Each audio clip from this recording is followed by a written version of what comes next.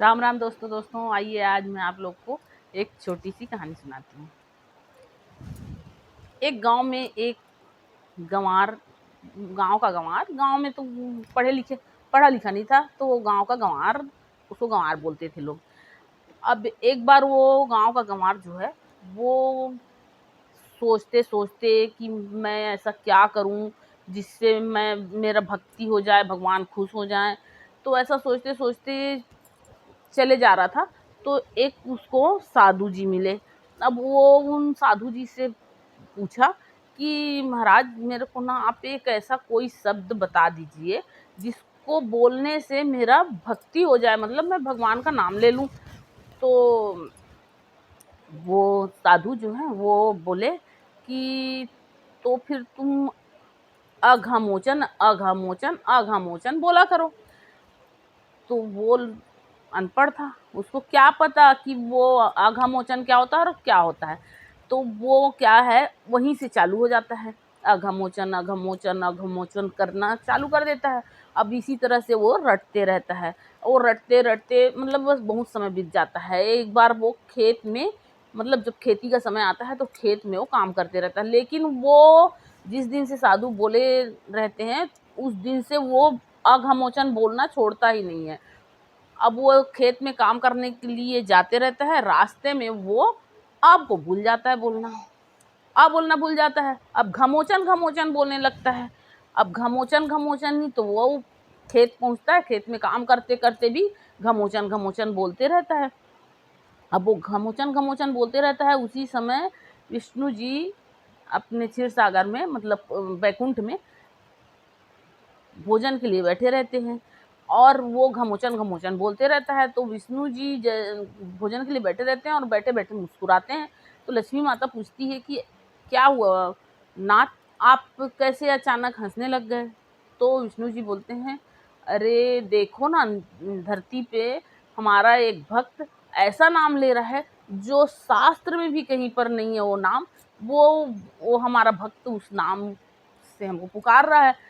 तो लक्ष्मी जी बोलती है, ऐसा कौन सा नाम है, तो चलो सुनते हैं। मैं भी चलना चाहती हूँ आपके साथ।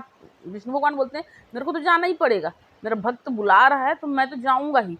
तो लक्ष्मी जी बोलती है कि मैं भी चलूंगी साथ में। अब दोनों जाते हैं धरती पे। अब वहाँ खेत में जहाँ काम करते रहता है वो गंवार, वहीं खेत के पास जाते हैं। और खेत के पास जाके अब ऐसे साक्षात तो खड़े नहीं हो सकते थे, तो भगवान जी कहते हैं, वो खेत में ही कहीं पर एक गड्ढा था, तो भगवान जी उसमें छुप जाते हैं, उस गड्ढे में घुस जाते हैं। और माता लक्ष्मी जो है वो एक नारी का रूप लेके और उस गंवार के पास जाती है और बोलती है, तुम ये घमोचन घमोचन क्या कर रहे हो। अब वो बोलते जाती है, लक्ष्मी माता पूछते जाती है, पूछते जाती है, पूछते जाती है, लेकिन वो तो बिल्कुल कुछ बोलना ही नहीं चाहता, क्योंकि उसको लगता है कि अगर मैं इनको जवाब दूंगा तो उतना देर में मेरे मतलब मंत्र जो है वो रुक जाएगा। ऐसा सोच के वो बोलते ही जाता है, घमोचन घमोचन घमोचन। और माता लक्ष्मी पूछती जाती है, ये घमोचन घमोचन क्या है, किसका नाम ले रहे हो तुम, किसका नाम ले रहे हो, ये घमोचन किसका नाम है। और वो घमोचन घमोचन ही बोलते रहता है, लेकिन वो माता लक्ष्मी भी चुप नहीं होती। माता लक्ष्मी की जिद के आगे वो गुस्से में आके बोलता है, मैं तेरे पति का नाम ले रहा हूँ। अब वो लक्ष्मी माता को लगता है, अरे इसको पता चल गया है कि मेरे पति का नाम। तो तो माता लक्ष्मी को लगता है कि, मतलब अपने मन में सोचती कि लगता है इसको पता चल गया है। तो फिर लक्ष्मी माता बोलती है, अच्छा तो तू बता मेरा पति कौन है, कहाँ है मेरा पति। फिर पूछते रहती है, बहुत देर बाद फिर बोलता है, इस गड्ढे में है तेरा पति, क्या तू भी जाएगी इस गड्ढे में, तुझे भी जाना है इस गड्ढे में। तो माता लक्ष्मी को लगता है कि अरे ये तो जान रहा है कि मतलब विष्णु जी यहाँ गड्ढे में छुपे हुए हैं, ये सब जान रहा है, इससे तो कुछ छुपा नहीं है। तो जाके और माता लक्ष्मी विष्णु जी से बोलती है कि निकल जाइए, इसको तो पता है आप यहाँ छुपे हैं। तो विष्णु भगवान वहाँ से निकलते हैं और उस गंवार को दर्शन देते हैं।